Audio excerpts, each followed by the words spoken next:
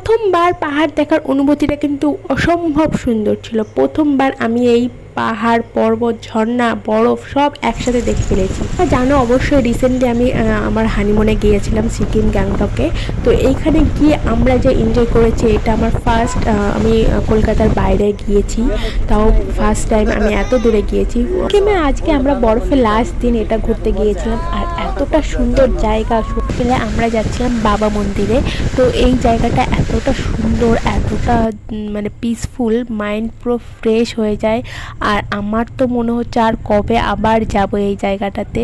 তো বারবার এই ভিডিও দেখে আর মনে হয় যে ওই জায়গাটাতে আবার কবে যাব। তো সেই ভিডিও ক্লিপই তোমাদের সাথে শেয়ার করলাম। যতটা ভেবে গিয়েছিলাম যে জায়গাটাতে এনজয় করব, তার থেকে বেশি এনজয় করেছি আমরা সিকিমে গিয়ে। বরফ দেখে তো একদম পাগলই হয়ে গেছি আমি। বরফ নিয়ে খেলা করা, বরফে চলা, দৌড়ানো, স্লাইড করা, ভীষণই এনজয় করেছি। তোমরা আমার ভিডিও দেখলে বুঝতেই পারবা আমি কতটা এনজয় করেছি ওখানে গিয়ে। তারপর করি পরবর্তীকালে আবারও যাব, আবারও নতুন জায়গা এক্সপ্লোর করব। আমরা দুজনাই কিন্তু ঘুরতে যেতে খুবই পছন্দ করি, খুবই ভালোবাসি। তো ভিডিওটা এই পর্যন্তই। কেমন লাগলো অবশ্যই কমেন্টে জানিও। দেখা হচ্ছে নেক্সট ভিডিওতে। চলো বাই বাই।